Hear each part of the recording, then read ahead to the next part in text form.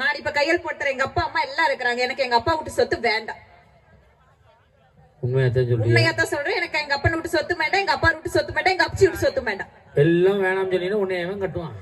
கட்டிக்கிறவன் போட்டு கட்டி போட்டு நடுவே எனக்கு ஆட கூட்டம், எங்க மச்சா தூரம் கூட்டம். எங்க அச்சா மாதிரி இல்லைன்னாலுமே ஒரு அழகான மாப்பிள்ள ஒரு 16 ஏக்கரா தென்னந்தோப்போட வந்தா எனக்கு போதும். 16 ஏக்கரா தென்னந்தோப்போட வந்தா போதும். நீ ஒரு பிளான்ல இருந்தா இங்க வந்திருப்ப. அவ்வளவு இருக்கு. நீ பட்டிமன்றம் பேச வந்தாலும் சாதகம் கொண்டு வந்தாலும் மாதிரியே தெரியுது. நடுவர்களே, கோடி கோடியா பணம் இருந்தா சந்தோஷம் வந்துருமா?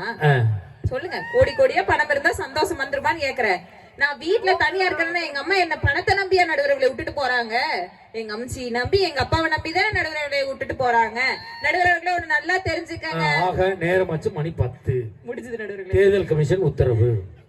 தத்தக்கா புத்தக்கா 4 காலு தானே